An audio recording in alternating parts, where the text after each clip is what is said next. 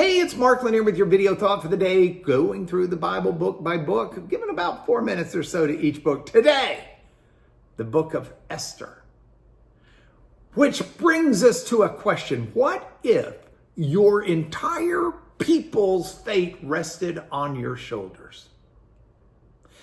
This is the reality, or was the reality, for one young woman who found herself in the most unlikely of places, the royal court of Persia. She was part of the king's concubine. Welcome to the book of Esther, a tale of courage, faith, and divine providence. Interesting, because God is not mentioned throughout. Now, Esther is one of the first books I translated when I was taking Hebrew in university.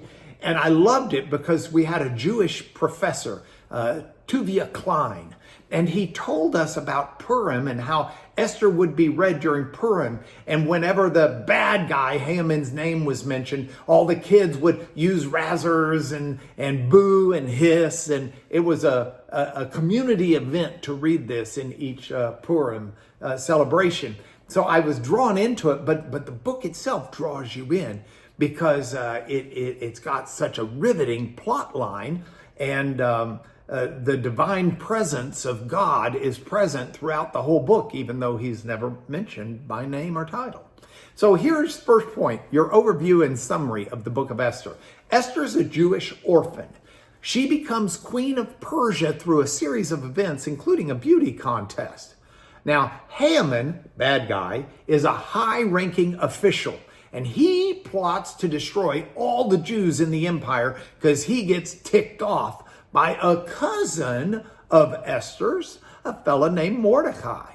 Now, Esther's cousin, Mordecai, urges Esther to intervene with the king, but to do so, Esther would be risking her life because you were not allowed as a concubine to go into the king's presence unless the king summoned you. But risking her life, Esther does so. And there's this plot twist and twist and twist as she courts the king. She seems to be courting Haman, but ultimately reveals her Jewish identity, pleads for her people. The king grants the Jews the right to defend themselves. Haman is hung on the gallows he had prepared for hanging Mordecai, and genocide is averted. This whole event is what's celebrated in the Feast of Purim. Now, point 2. The historical and cultural context of this book is fascinating. It's set in the Persian Empire around 480 to 460 BC. And there are a lot of Jews that remained in Persia after the exile, living as a minority. And then there were a lot that had returned back and were returning back to their homeland. So this gives us a story that helps us better understand not only antiquity, but the current Jewish festival of Purim, which has its origination from the saving of the Jewish people in this story. Now, key themes. The key themes for this book to me are, first, how God works behind the scenes. You don't have to say his name. You don't have to see his name. But God is always working. He's working in his people. He's even working in the pagans.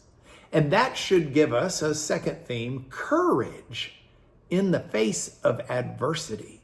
Whatever adversity you're facing, you can read Esther and get courage from it, as Esther herself drew that courage in the face of adversity to do what needed to be done, even at risk of her own life. And number 3, there is a theme of the power of identity and standing up for one's people and standing up for what's right, standing up for God's plan.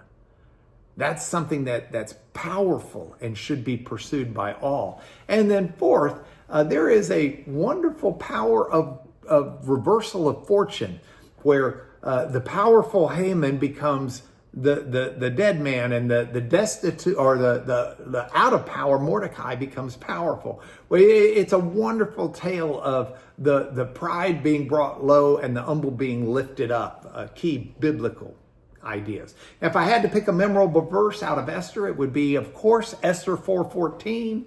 This is where Mordecai is urging Esther to go in front of the king, risking her life. And he says to her, if you remain silent at this time, Relief and deliverance for the Jews will arise from another place. God's going to do his thing.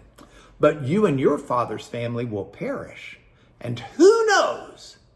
But you have come to your royal position for such a time as this. I remember a sermon from Ken Dye 50 years ago on that passage, and it's still such a powerful passage. It's a call to action. And so in conclusion, I want to urge you, find yourself in a position for such a time as this and pursue God's will. Do it. It'll make a difference in this world. And that's why I've made this your video thought for today.